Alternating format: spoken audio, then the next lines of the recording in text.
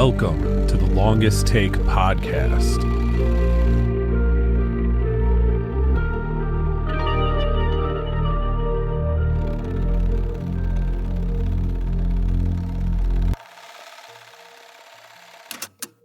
Thank you for tuning in to the Longest Take podcast. In today's episode, we are joined by Paul Gandersman and Peter S. Hall. The duo have recently written and directed Man Finds Tape, a great found footage horror film with a mockumentary edge to it, with some Junji Ito and Lovecraftian elements that I absolutely adored. That's coming out this Friday, December 5th on VOD, so please check it out. Also, the duo have written a novel a couple years ago called The Dead Friend Society, which is also worth checking out. You could find that one on Amazon and I think just about every bookstore available. But fair warning, before you get into this episode, I had some technical difficulties from my end, which included me muting myself on accident for a chunk of this. So I'm going to try to fill in as best I can, just to provide some context for the questions. But at least Peter and Paul were left unscathed, so we get to hear the awesome answers that they provided us. Thank you and enjoy. What are your top 5 favorite movies? Good question. Do you want to go first, Paul? Or no, you go for it. Recording in progress. My top 5 movies, the top 2 are pretty easy for me. It's Starship Troopers and Contact. Those are my sort of 2 favorite movies of all time, and they alternate as to which one is in the number 1 spot, depending on which one is the one I've watched most recently. But then beyond that, I sort of have to maybe default to the stuff that was very formative for me. Jurassic Park is the thing that seeded my love for film. I saw it opening day when I was 7, and it changed everything, in my brain kind of thing. So Jurassic Park would be up there. I'd have to throw a comedy like Wet Hot American Summer is one of my favorite movies of all time. So that would be up there. And then maybe Roadhouse, the original Roadhouse. I love that movie a lot. So I'll lock it. I think that was 5. I'll put it at those. Yeah, I think for me, I'm not going to put an order on these, but I was like pulling up a list I just have like an ongoing list of like my all-time favorites. But The Empire Strikes Back, Scream, The Ring, the Gore Verbinski, The Ring, Mulholland Drive, and probably the end of Evangelion. If gun to my head right now, those would be the 5. So awesome. weird kind of mix, but also probably some similar through lines through that for my taste. Yeah. And what are your top 5? Yeah. My top 5. So my all-time favorite movie is The Tree of Life by Terrence Malick. Oh, hell yeah. I absolutely adore that movie. I also love Nope by Jordan Peele. That's a little newer, but Great movie. Hoyt Van Hoyten, I think is his name. Just the way he shot that is incredible. Mm-hmm. Yeah. An Elephant Sitting Still by Hugh Bowe. That was his only film before he unfortunately passed away. He was like a protege to Bela Tarr, if you guys are familiar with Bela Tarr. Slow cinema filmmaker, but that movie was incredible. Interstellar by Christopher Nolan, definitely love that. And I'd say I'd count all 3 of these as one. I would say the Before trilogy by Richard Linklater. Okay. Yeah, nice. I love That's a good list. And same with your guys. And in particular, I have comments for both. But Peter, having Contact on there, I haven't heard Contact before. I ask everybody this question, and I'm glad to hear that because I read the book. That was like I think the only fiction book that Carl Sagan had wrote. Mm-hmm. And it was great to kind of get in his head in that sense, but the movie was also it was done really well, and there are some tricks like the hallway scene into the bathroom, the mirror shot. Yeah, I know that's a big one. I love Contact on a story level, a thematic level. I love what it's about. Actually, weirdly, it has a sort of Man Finds Tape aspect to it where a character reaches a point where they just have to believe in a certain thing, even though the proof contradicts it, or vice versa. So like, there's a Man Finds Tape question of like, when can you believe something with or without proof? So I really like that about Contact. But just on a craft level, what's happening in it, there's sort of there's a lot of techniques that Robert Zemeckis is using that I think have become so common these days and since that they're not as impressive. But he was a sort of early pioneer of doing practical camera moves that seemed impossible because he was adding in digital elements. So like in the sort of towards the beginning, there's a moment that's not as famous as the mirror shot, but it's where it pushes in through a bedroom window and the camera, impossibly passes through this physical object. And it's because they shot in a real space. They just didn't have the window panes there. They added those in digitally. And that's techniques that you would then see later. David Fincher did a lot of that in Panic Room when he's moving the camera around. So I really, as someone who's always interested in subtle movie magic, I think that Contact has a lot of really subtle movie magic in it. And I'm 40 years old. I've seen a gajillion making of materials. I know how movies are made these days. I still don't understand the mirror shot. Like, I get it on 1,000%. I understand what's happening, but every time I watch that shot, my brain still like gets broken a little bit. It's a magic trick. It's genuinely like black magic to me, the way that it works, and so the craft of it is really, really cool to me. But then it's also just like how do you even conceive of a shot like that? Like, just nowadays you can be like, oh yeah, we're gonna throw a little green screen or blue screen mat over there and we'll film it, and like, because it's a thing now. But no one was doing that yet. Like, just even thinking of it as a possibility, I really admire that movie. Yeah. One really kind of fun little thing, I don't think we've talked about it in any interview so far because Carl Sagan hasn't come up, but it's not in the movie because it didn't end up feeling necessary. But our screenplay, the opening page actually for Man Finds Tape, actually opened with a Carl Sagan quote, which was, one of the saddest lessons of history is this: if we've been bamboozled long enough, we tend to reject any evidence of the bamboozle. Which is from the Demon Haunted World, which he wrote. Oh, I love that.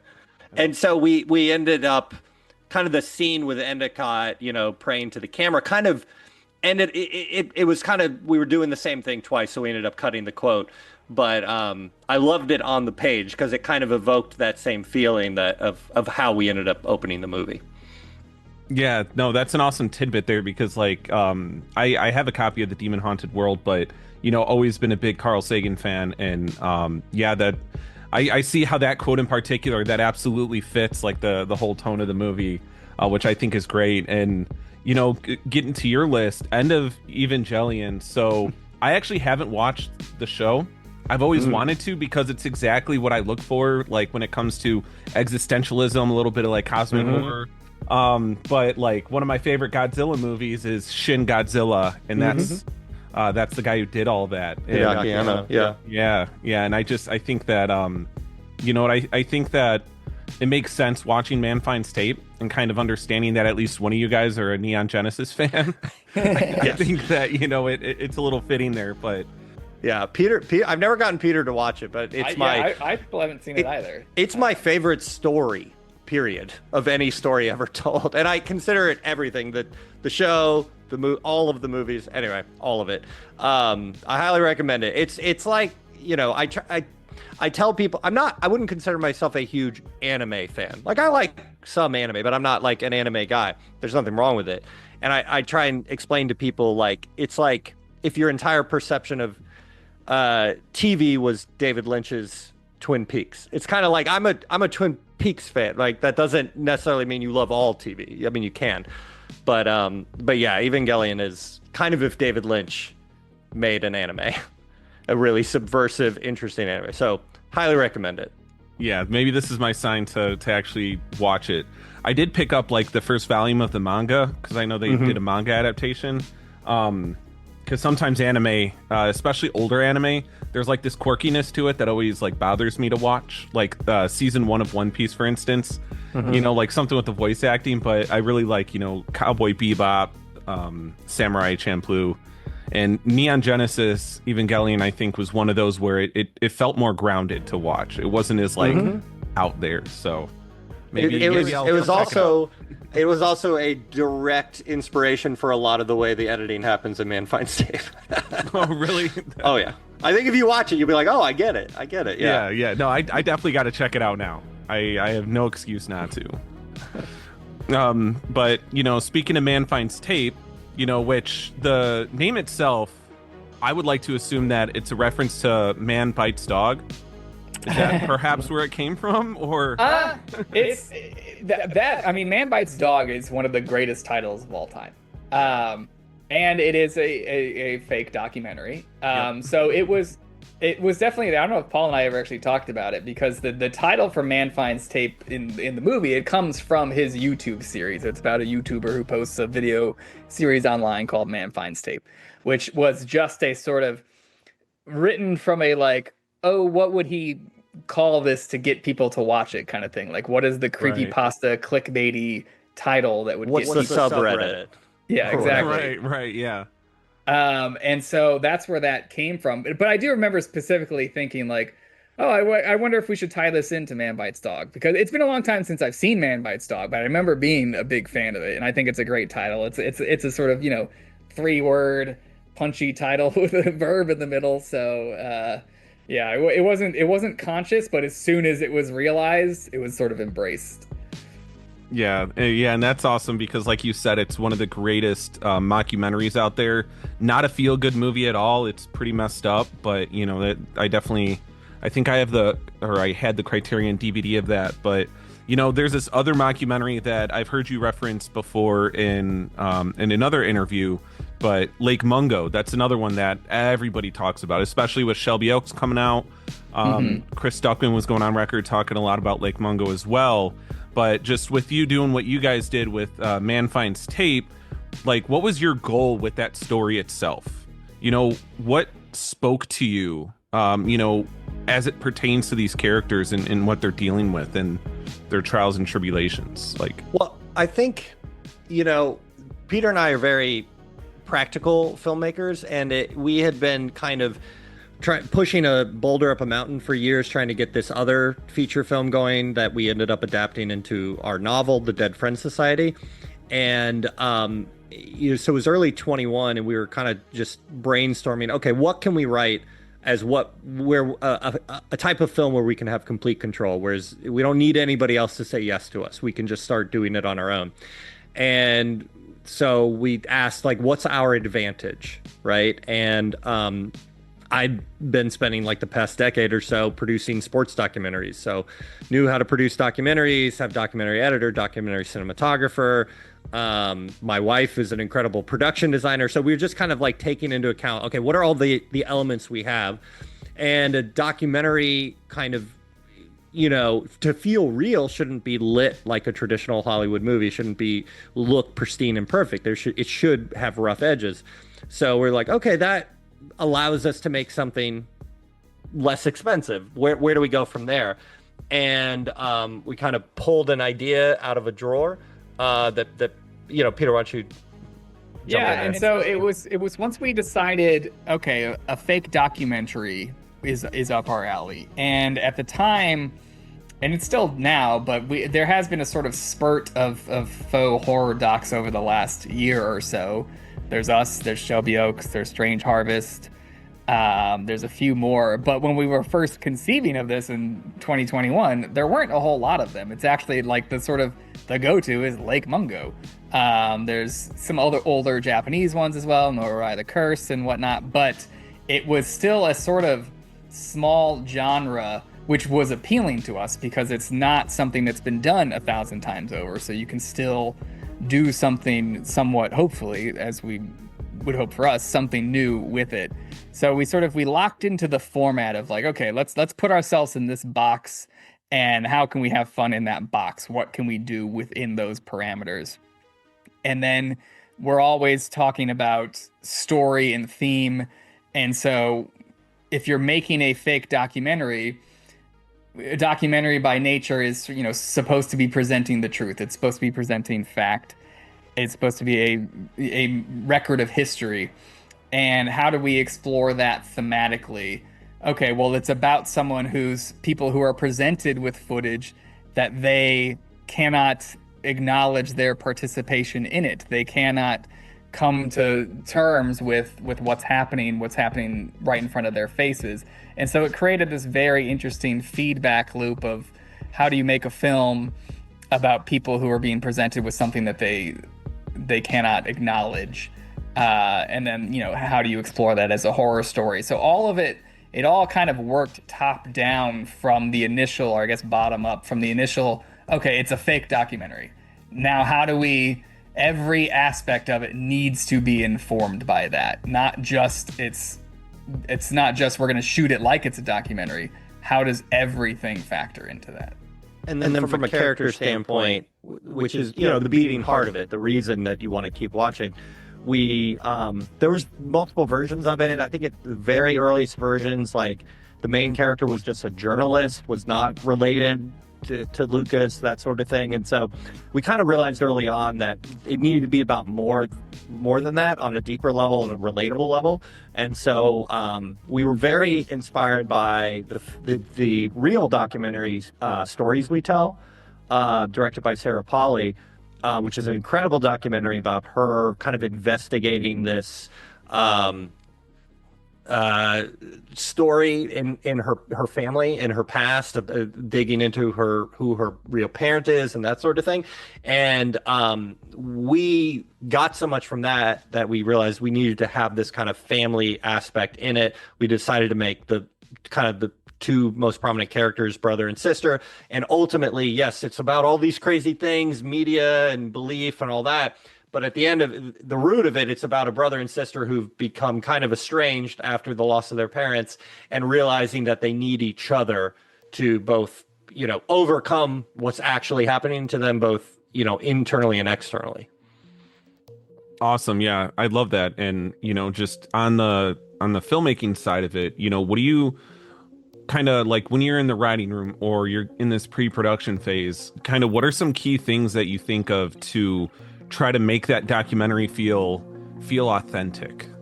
Like, is there a way that you wrote some of these interviews? Is there a way that you shoot some things? I mean, like, what, I guess, what's one of the recipes of that authenticity of a mockumentary?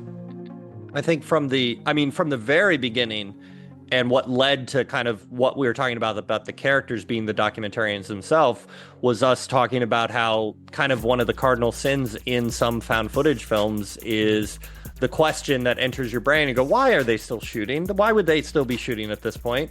And so we wanted to address that from kind of the central DNA of the whole thing, that these characters are documentarians and they are getting sucked in, and the whole concept of believing what's in the footage and all that was central to it. So a lot of the concept stemmed out of that problem we were trying to solve. And then as for, the rest of authenticity, I mean, that was a key part of everything, right? We wrote, the script was very detailed, all the dialogue, but we worked with all of our actors to kind of blow it up and make it feel natural. And as long as we were getting the intent of the dialogue, really giving them room to play and improv and that sort of thing. Things like, from a technical standpoint, like the camera, like our cinematographer, David Kuhn, incredible cinematographer. We were having to, we were shooting takes and we were like, great, you did a great job. Now you need to screw it up. Like, you need to get it messier. You need to be a little shakier. You need to miss focus, things like that. And it's hard to pinpoint. It's like it when you see it.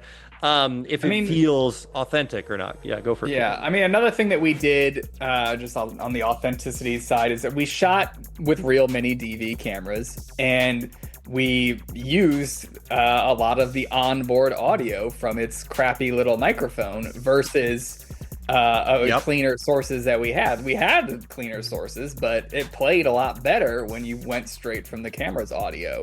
So that was like little touches like that. For the most part, we shot everything from whatever format it was in.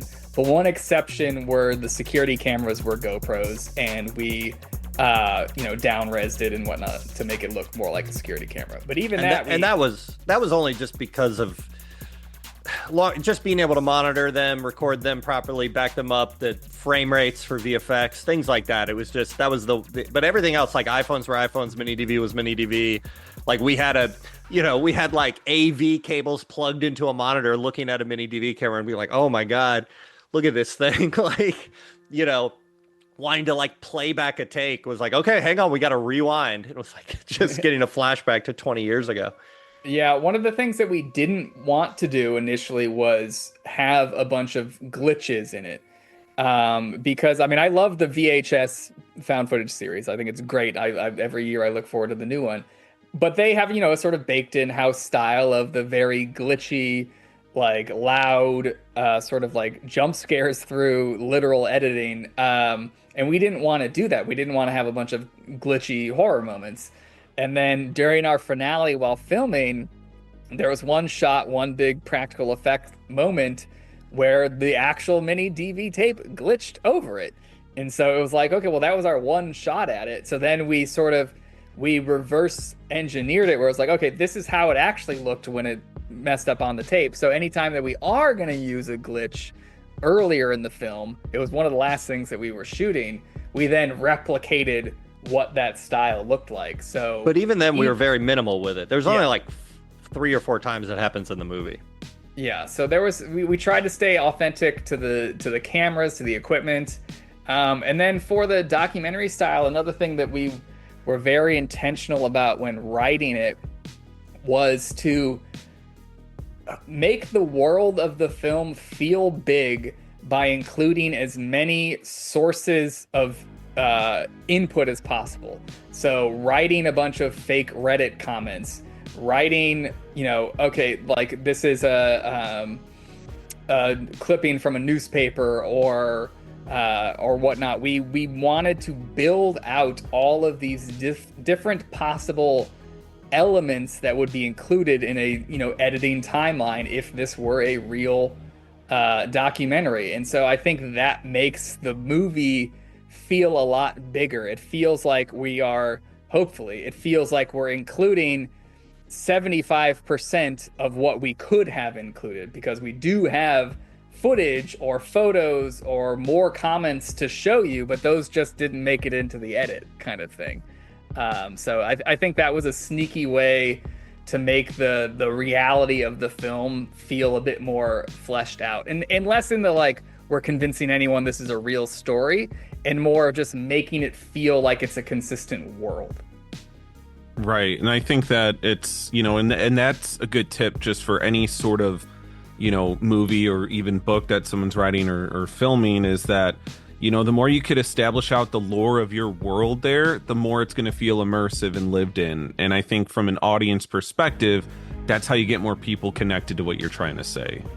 Yeah, one of my sort of pet peeves about movies is when it feels like the story has stopped and started with when they pressed record and stop on the camera.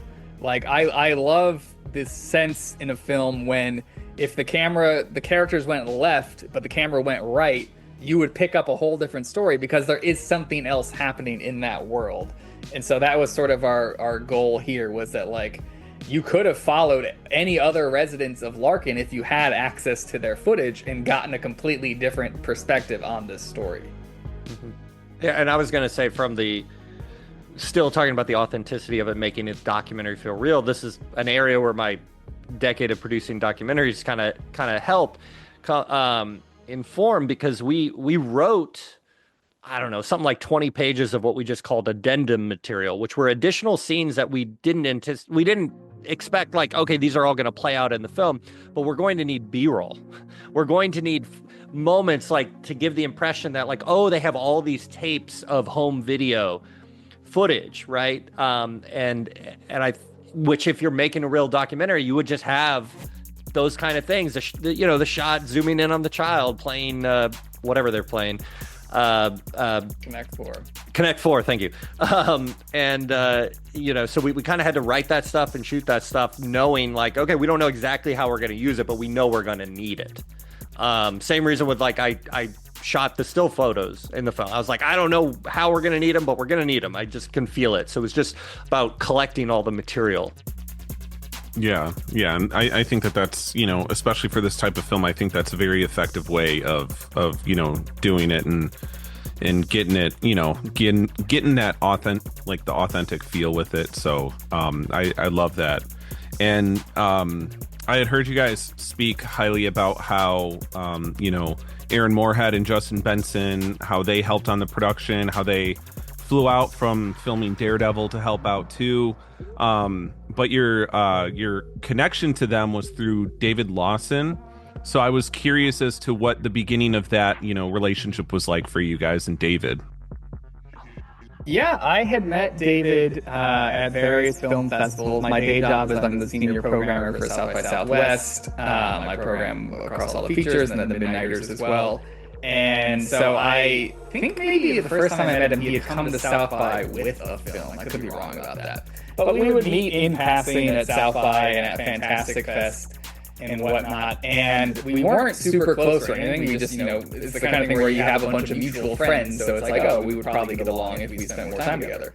And then when Paul and we had designed Man Finds Tape as something that we could make on our own, whether other producers came on board or not. It was it tried to be as frictionless a production as possible.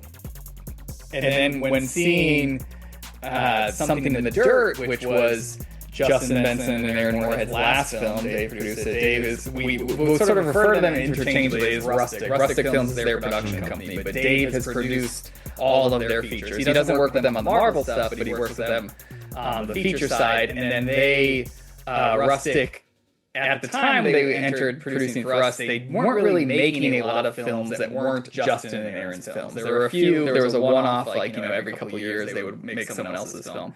But after seeing Something in the Dirt and these mixed media that is in that film, it has a similar, it's not a full-bore faux documentary in the same way that we are, but it uses a lot of different cameras in a lot of different ways. And then there's some talking head aspects to it. So I had reached out to Dave just to say, hey, we're embarking on a similar production. Would love to pick your brain about what are the problems we're going to encounter when you're dealing with a bunch of mixed media. And if that's all that, you know, if that's the only way the conversation had went, it would have been invaluable. And much to our, you know, incredible surprise, he agreed to read the entire script. And then on that first call said, yeah, I'd love to help, you know, with this project, whether it's giving you advice right now or coming on board as a producer, I'd love to get involved. And at the time, it was just him. And Paul asked on the call, like, well, what about Justin and Aaron? Like, would this become a full Rustic Films production? And he was like, he kind of hedged a bit. He's like, well, you know, Justin and Aaron, it's not always the case that the three of us love the same thing. And like, so I don't know if they would be involved or not, but I'll send it to them. And this was in like the fall of 2022. And we didn't hear anything until right before South by Southwest 2023, if I'm remembering the timeline right. And we kind of thought in the intervening time that they maybe they lost interest, like they weren't into it, and that'd be fine. And then they reached out saying, "Oh, we should have a call." And we hopped on the call, and we were just sort of chatting, the three of us. And that was the sort of first time that I had met Benson and Moorhead in passing at film festivals, but hadn't had a lot of FaceTime talking to them. And so we were all just kind of catching up. And then like 10 to 15 minutes in, I remember Aaron being like, "Oh, by the way, we love the project. We love the script. We'd love to make it." We were like, "Oh, okay." So it happened in such an organic way where I think that, and now they're all, close friends, and Dave moved to Austin. I think another sort of sneaky benefit for us was that Dave Lawson was planning to move to Austin. He hadn't yet. And I think he wanted to sort of try out what filmmaking was like in Austin. And so we worked out as a sort of trial production that he could get involved with. And then he took the ball and ran the whole thing. Like Dave made this movie happen. Dave really went above and beyond and willed so much of this into existence. And I'll let Paul take over from here because Dave was sleeping in the room that he's in. Yeah, literally the room I'm in right now, my home office. had an air mattress set up in here, and Dave slept on it for 6 weeks because, to quote him, he's not taking a penny out of the budget for anything for himself. The way Dave and Justin and Aaron make movies is so admirable, especially with their pedigree and experience. Dave doesn't have to sleep on an air mattress anymore, right?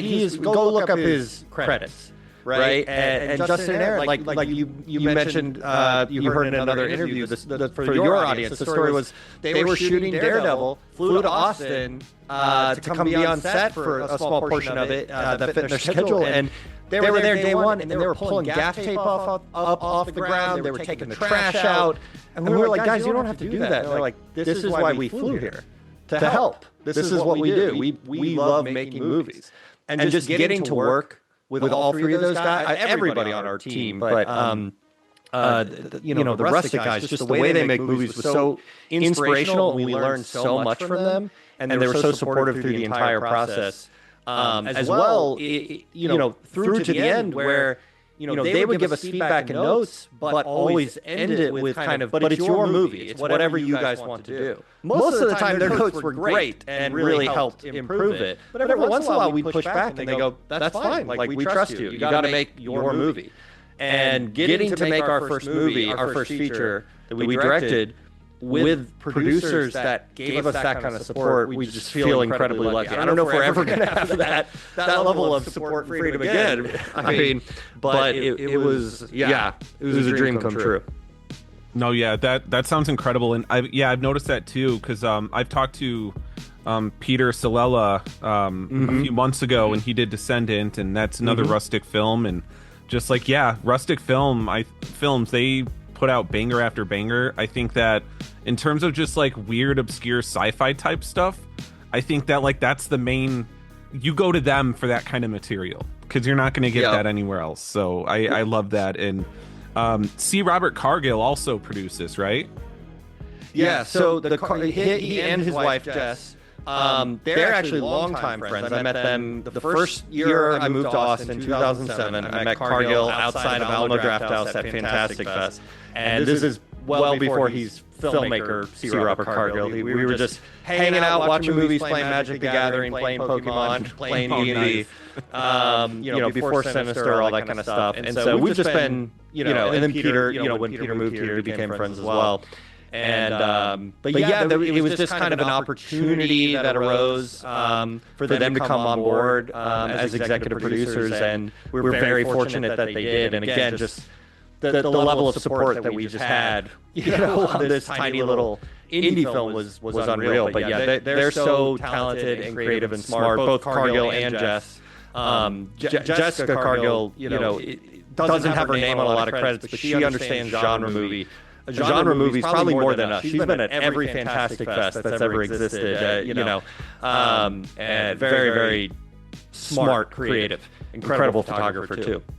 But I did want to mention real quick, a really cool thing happened last month. So the film festival in Spain, Sitges, actually programmed all three of the new Rustic films this year. So Descendant, Touch Me, and Man Finds Tape, as well as even a short film Benson Moorhead did, all played at that festival. So we were kind of there for like 5 days just hanging out with like the Rustic filmmakers. And it was a really cool experience because we'd all kind of gone through similar things, working with the same producers, and it was kind of surreal just seeing like what Benson, Moorhead, and Lawson kind of all built, this kind of foundation for this kind of new wave of filmmakers to kind of come in and just make super weird shit. Their whole motto is make movies with friends. If you go to their website, their merch is just make movies with friends. And actually, it's sort of our motto. That's what Paul and I have been doing. We've been making movies with our friends. We've been producing our friends' shorts and features and whatnot. So we're very kindred spirits. But this is just another example of their sort of openness. I remember when I came across their motto, make movies with friends, I was like, oh, that's great. And I was talking to Aaron about it. I was like, yeah, you guys should like trademark that. And he was like, nah, why would you do that? Like, it's for everybody. And I was like, great. anyone can sell a Make a Movie with Friends shirt if you want. You can have some knockoff Rustic merch. Right. We really like their attitude and are very, very, very lucky that they said yes to reading the script. Yeah, absolutely. And Man Finds Tape, perfect fit for the whole aesthetic of Rustic. I love that. And, speaking of the film again, I've noticed in this, it makes more sense after hearing the anime side of Paul, but, it has a Junji Ito feel to it, especially with the holes on the body and that definitely gives me those vibes, and also a Lovecraftian feel to it with, the creatures themselves and like just the madness that kind of spawns from everything. At what point were you like, okay, this is what we want as it pertains to like these creature elements and this almost body horror type of part of the project? At what point were you sitting there and you're like, you know what, this is it, this is the thing? I mean, I'm so glad to hear you drop those references, because that's literally what we were discussing in writing. And I think for us, it's just the stuff that makes us genuinely uncomfortable and frightened and creeped out. The tryptophobia, the Junji Ito imagery, Lovecraftian, looking into the eye of madness kind of stuff is the stuff that makes us really uncomfortable. And we're like, well, if it's freaky to us, hopefully it'll be freaky to other people. And so it was kind of just... I don't know. It just felt like a no-brainer that that's what it needed to be, because that kind of stuff affects us so much. I don't know, Peter? Yeah, it's we didn't have to put together a pitch deck for this film, which was a very lucky thing. We put together pitch decks for other projects. But if we did, it would have been full of Junji Ito imagery and whatnot. Those are sort of the staples. It's interesting. The Lovecraft side of it is, I think, more just that he has the corner on cosmic horror, so everything that's in that wheelhouse gets sort of the Lovecraft label, because I don't know that we were very specifically striking up the Lovecraft side of it. It's more so that it's just, once you're in that ballpark, that's what it gets called. But the Junji Ito of it all was very, very intentional. And it's one of those, I still think, sort of untapped areas. The way that he plays with, it's similar to Lovecraft. The thing that I love most about Lovecraft is the sense of madness and the periphery of what's happening out there in the universe will just drive you insane if you even get close to it. And the sort of impossible spaces that his characters enter sometimes. All of that stuff really interests us. So I think it was a sort of perfect combo that both of those things, as popular as they are still kind of underutilized in movies, particularly Junji Ito. Junji Ito is also very much so about the sort of literal spirals into madness that people fall into. And so it's kind of like similar to the Rustic Films thing. It's like, this is what interests us. It also interests Rustic Films. It also interests Junji Ito. It also interests H.P. Lovecraft. Like, it's all sort of one overlapping Venn diagram. Yeah, and I think that with how you described madness, the biggest two movies I could think of that kind of capture that is In the Mouth of Madness, obviously, and then Event Horizon. I think the fact of how that other universe and how that affected the people looking into it, and I think that it is absolutely underutilized, and we need to have more cosmic horror in anything. When I hear that something is like cosmic horror related, I'm like, I'll be first in line to see that. No matter what it is, I'm just like, all right, we don't get enough of this. Even in books, I still struggle to find books that are like cosmic horror related, because it's still untapped potential. And Lovecraft wasn't even the first one to do it. You had what was it? The Yellow King predates Lovecraft, right? Yeah, I'm blanking on his name right now as well. But it's sort of Event Horizon is the great comparison point of how you can sort of modernize it. Obviously, that movie takes place in the far future, but it's just the idea that you can do one thing that breaches this sort of barrier of reality and sends you off on this hellish journey has always interested me. Like, that's one of I loved Event Horizon as a kid, particularly for that aspect where it's just like, oh, they thought thing A would happen, and it sent them to hell. Like, Yeah. like, that's just what happens. And it's sort of like, that really interests us. I like the way that it's approached in such a matter-of-fact manner. And that's one of the things that we did with Man Finds Tape, what we're trying to do was just like, this is the world. Like, this stuff is possible within the reality of this film. Like, these things could happen. Deal with it. And we don't want to get to like we don't want to like okay, and then they meet the big bad guy who explains the master plan of everything. Like we want to give enough information that you're like, there is more going on, but we're only getting pieces of the puzzle. And hopefully you engage with it and fill in your own pieces. Sorry, Peter, I cut you off. Yeah, no, I mean that's it as well. It's just the thing that I like about cosmic horror is the enormity of it that you can hint at by just showing a small part of it. And that's one of the things that we aimed to do with Man Finds Tape, was just show a small part of a world that hopefully feels bigger than it is. Right. And have either of you read Revival by Stephen King? Yes. I have not read it, but I am pretty familiar with what happens in it based on listening to the Kingcast episodes about it. Those are my favorite episodes of Kingcast, is when they get on and talk about that, because that's my favorite King novel, and it's because how he did cosmic horror. And kind of like what you're saying, when you do tap into it, I don't want to spoil it too much, but he's not giving you everything. He just gives you a tidbit as to what this is, and it's horrifying. But that's all you get. And then it's like you're pulled back, and it has one of the most depressing endings to a horror novel. And I love it. But yeah, I mean, I'm an enormous fan of Revival. Yeah. What were you going to say, Paul? Credit to the Rustic guys. Like, we wrote a lot more answers on the page, and we shot a lot more answers. And the Rustic guys really encouraged us to start stripping that stuff out and really try and find that line of like intriguing enough where you're not frustrated by the end of it, and you are hopefully going home like still thinking about it. And we've given you just enough pieces to think. It's interesting. We when we're like kind of showing the film, the work in progress version of the film to people for feedback, we realized we were showing it to a lot of people our age, right? In their 40s or later. And it was interesting, we were getting good feedback. Some people got it more than others. And then Peter thought, we need to show this to like Gen Z.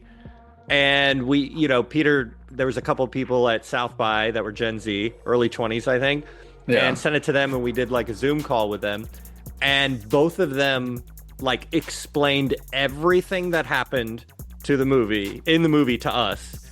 Like, that's not in there, right? Like they figured out all of the backstory, how it all worked and everything. They're like, is that right? And we're like, yep. Like, they got it. We're like, oops, we made a movie for Gen Z. Hope that translates into ticket sales. Well, it's one of those things that like we wanted to create the feeling of falling down like a Reddit rabbit hole, like as you're watching the movie. And I think that people who have grown up in sort of the online world, which Paul and I are, of the generation that grew up on the internet. Like, the internet became a thing when we were kids. And so we're sort of really well versed in it. But then you get someone like Gen Z who are truly digital natives, who have known nothing else. And I think that they are very fast at picking up tangential lore or dreaming out how things can be connected and sort of extrapolating from like one Reddit comment what the next thing might be. And it was actually really interesting to see how little hand holding they needed versus some older watchers, to be perfectly honest.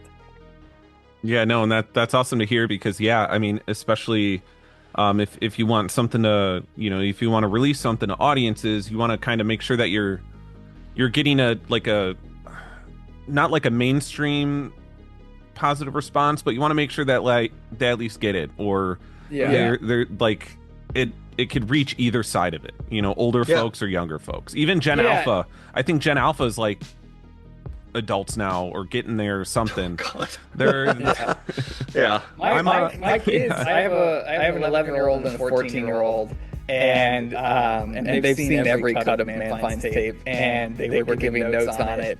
And that's awesome. Like legitimately great notes.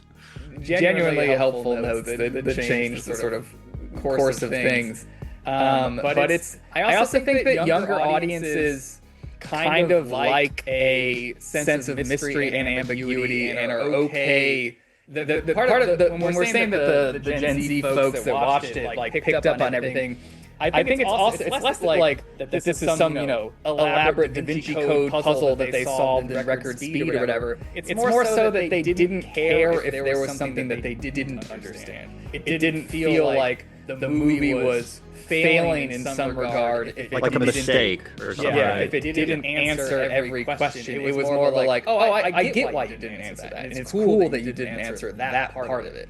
And so I think that there's something in the water for younger generations, and I don't know if it's because they're growing up digitally or what, is they're more interested in lore. They are happy to have these sort of blank spots in stories that they can map their own ideas onto, as long as they sense that there's enough connective tissue between everything, that there's some intentionality behind it. I think they're happy when there is question marks peppered throughout it. I mean, there are two things I wanted to talk about Peter's Kids. One was talking about the notes they gave. Like there was, this sticks in my mind. There was some note, or some scene where I think it was Dean, maybe your younger son, who he gave the note. I think it was better without the jump cuts. And you told me that. I was like, we didn't put jump cuts in that scene. And I went and played, and I was like, oh, we did. And then I took him out, and I was like, he's right. It was better without the jump cuts. And it's like, that's the level of minutia from like, what is he, 10? Was he 10 then? He was 10 at the time. Like a 10-year-old. And then was it Ty, your older son, made a Reverend Endicott Carr Magic the Gathering card? Which is like the coolest thing I've ever seen. It's like, awesome. And he really thought about it, like the special ability and everything tied into the lore of the movie and all that. And it's just like I think what Peter's talking about. It's really true that younger generation just they don't want to be force fed. I think we're coming off of a Hollywood is trying to figure out what works, and I think they're learning. We're coming off of like 15 to 20 years of movies spoon feeding everything to audiences and just trying to craft applause moments. Like signs going off, applaud now. Right. And I think the younger generations are kind of sick of that, and that's why we're seeing things like Weapons, and Bring Her Back, and Talk to Me, and like really interesting, intriguing movies where you don't know what's going to happen next, really succeeding. And I think this generation just they're interested in stuff they can't predict. And again, they want to fill in the gaps on their own. They want to have a conversation after. And you can't really make a movie with an applause sign that inspires a conversation after. Right. If that makes sense. Yeah, absolutely. And I think that, that speaks a lot to, like you said, the way that even a lot of modern horror is going. There's a formula. There's been a formula since, probably around the time of The Ring, the movie you mentioned. There was always that formula of like scary things going on. The main character goes through these, goes and investigates, researches. There's a big scene at the end for the climax where it's spooky, and then, it ends, and you've got probably, I would say, close to like 100 movies that follow that formula. And I think that audiences, especially younger audiences, when they see something for so long, they'll gravitate more towards those things that aren't, they're not cut from the same cloth. I mean, and us too, like, for Peter and I, like, we saw Weapons, and watching that movie, I'm just like, I have no idea what the next scene is. And we write movies and make movies. And so I love when I can't predict it. I don't think you watched it yet, Peter, but my wife, Ashley, and I, who's also producer and production designer and costume designer of Man Finds Tape, we're watching Pluribus, the new Vince Gilligan show. I love it, yeah. And likewise, I'm just watching it, and I'm like, I have no idea what the next scene is. I have no idea where this is going. Formula is out the window. And I think that's the age we're in right now, is just throw out all the formulas and do something interesting. And I think that's great. That's really exciting. Yeah, absolutely. And I like that you brought that up because 3 episodes in, Pluribus is fantastic, and it's really cool seeing Vince Gilligan to kind of tap into a more sci-fi thing. You know, Better Call Saul, Breaking Bad, perfect shows in my opinion, but you know, they're both like of the similar genre. Yeah. But with Pluribus, sci-fi really excellent so far. When it comes to you guys and kind of your trajectory as filmmakers, you know, you've hit this sweet spot with how you know, in terms of subgenre with Man Finds Tape. What are some other genres and other sandboxes you guys want to play in moving forward? I mean, the thing that we're writing right now that is hopefully will be our next project is a much bigger scale than this, which is sci-fi. It's sci-fi horror. I don't know that Paul and I, at least anytime soon, at least if it came to our original stuff, would do anything outside of genre. Everything is going to have some sort of horror or sci-fi element to it. You know, talking about our top 5 films, I think it becomes obvious where those sort of influences stem from. So the next one is more sci-fi than this one is for sure.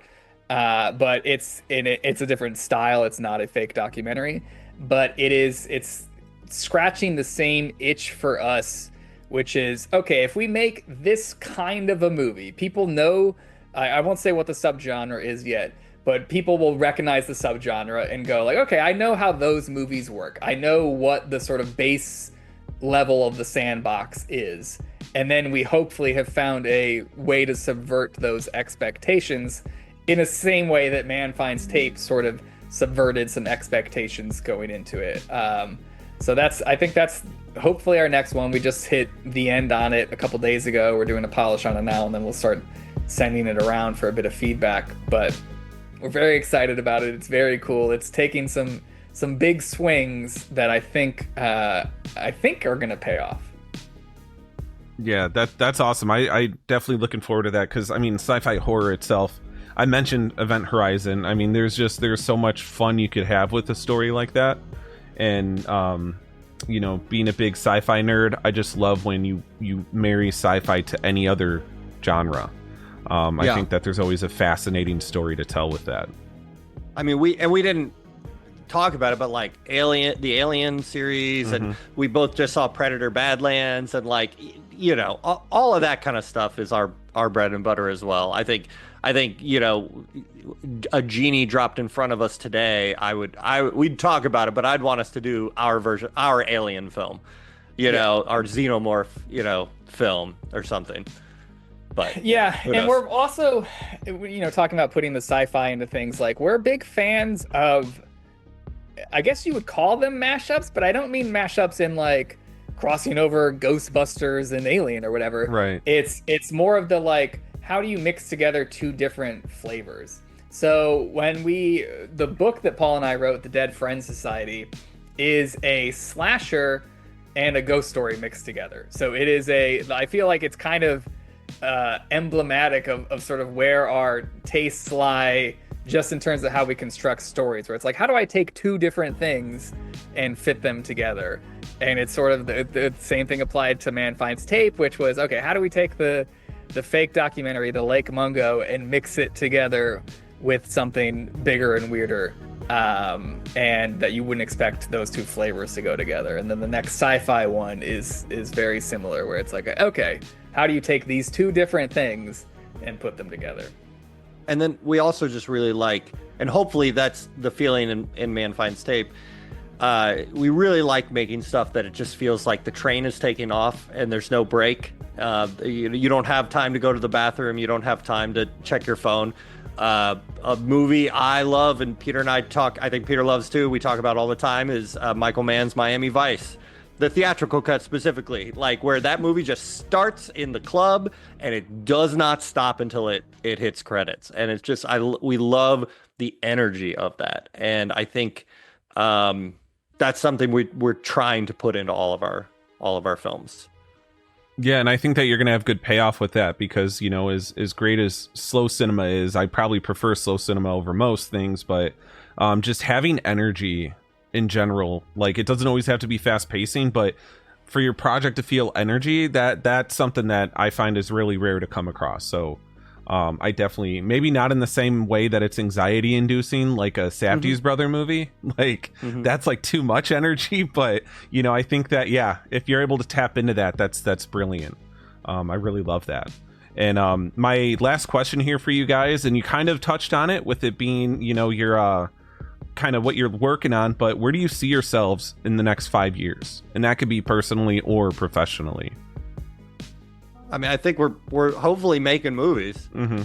I mean, this is the dream, you know. I mean, I'll answer the Peter can go. I mean, I was 4 years old. I watched Star Wars. That's it. Movies. That's all I cared about. I mean, beyond family and you know all that kind of stuff. Right. But like, that's it. That's all I've wanted to do. And you know, to me, working on a movie isn't work. You know, I have to force myself to stop at 2 a.m. and go to bed because I gotta pay the bills tomorrow, you know, and that sort of thing. And so to me, it's if we can transition into just making one movie after the next, that's the dream. I'll work my ass off doing that because again, to me, it's not work. So hopefully, just making more movies. Yeah, it's an interesting question because I'm such a realist and pessimist about the industry in a lot of ways that I don't want to assume that 5 years from now we're gonna be, you know, able to write our own fortune kind of thing where we have, you know, can say anyone will say yes to us. I would love to hope that that's where we are in 5 years, that anytime we want to make a project or have an idea, there's someone there jumping up and down to say yes to us. That's the hope. My sort of more realistic answer is we're probably going to be doing a elevated, you know, the next couple tiers up of what we're doing now, which is working with friends on projects that are not James Cameron's Avatar. They're not even the craft services budget on Avatar.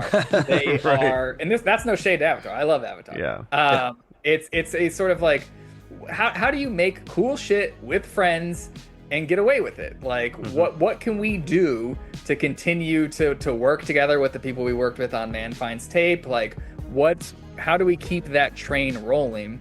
Hopefully it starts with this next project that we're gonna try to get off the ground soon. And then, you know, if that one is, you know, a couple rungs up above from where we are now on Man Finds Tape, hopefully the next one is a couple rungs up from that. And that's less than a, like, you know, career aspirational that someone's going to give us millions and millions and millions of dollars to make movies 5 years from now. But like, there's a learning curve to this process. I think it sucks for some filmmakers. We went through this trend for a while and then it kind of went away where like you have someone who makes a really low budget film that breaks out at a festival and then they're tossed the reins of a $150 million movie. And maybe those two skill sets or tones don't map onto each other. And I would hope that we can figure out a way to keep mapping on our indie do-it-yourself version of things to a larger scale resources that are needed to tell those stories. And I think Justin and Aaron are great sort of North Stars for us in that regard. Because what they've done with their Marvel projects is like, you watch an episode of Loki and you can tell that their episodes are shot differently than other episodes. 100%. You can notice right away. And so I think there's ways to make bigger, more mainstream things and still approach them with an indie sensibility. That would be my hope for 5 years from now. And I think too, like the big thing that Peter and I learned on Man Finds Tape is just, at the end of the day, us, you know, doing work at 1 a.m, communicating over Slack, like maybe Peter's writing, I'm editing, or vice versa, or whatever. It's the only way things are going to push forward. Nobody's going to hand it to us. Nobody's going to take our hand and guide us. Like, we just have to keep pushing it forward every step of the way. Literally, I think it was like the day we delivered the final files for Man Finds Tape, Peter was like, "You want to come over tomorrow and brainstorm the next thing?" And I was like, "Yes, immediately, absolutely." And the next day we were over there, you know, tossing the metaphorical ball back and forth, figuring out that next script. And then we just rolled right into it. And so we're just, you know, it's up to us. If in 5 years from now, we haven't made another movie, it's our fault. Really. So we just got to keep that energy up. And then one last thing I was going to say, the make movies with friends thing is such an important part of it. We when we were in New York, earlier this year in June, we got invited to a very fancy party for a film, and the budget of that party, we don't know what it was, but I guarantee you it was like double the budget of our entire movie, and it was just the after party for this film. Peter and I are standing in the corner, just drinking beer, each drinking our lone beer. Celebrities as far as the eye can see. We're just looking at each other, all the extravagance and expense, and we just look at each other and kind of go, I just want to keep making movies the way we make movies. Yeah. just with our friends, just, making stuff we think is cool. It's 1 a.m. and I'm sitting here at my computer with Premiere open, sending a Slack message to Peter, who's at his house watching South by screeners, just like, hey, what do you think of this change?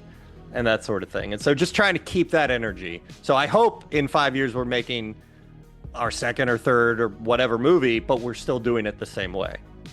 Yeah, I love that. And, before I let you guys go here, is your book available? Is it out? Mm-hmm. Or, So how long has that been out? I didn't even know that you guys wrote a book. Okay. Yeah, go ahead. It's a very small, publishing run. It's the indie film equivalent of books. But it's called The Dead Friends Society. It was put out by a small print called Encyclopocalypse Publications. It was nominated for Best Novel at the Shirley Jackson Awards, which is pretty cool. But yeah, you can there's hardcover and paperbacks and Kindle, and there's an audiobook. So it's a fun one. Oh yeah, I'm definitely gonna check that out. I love reading almost as much as I love film. Not the same, but it's up there.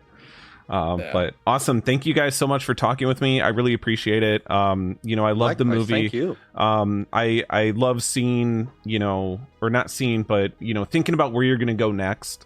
I think that you guys are both very talented with what you do and the sandbox you play in. So I'm so excited for the next one. Thank you, Sean. Thank you. Appreciate it. Yeah, really appreciate it.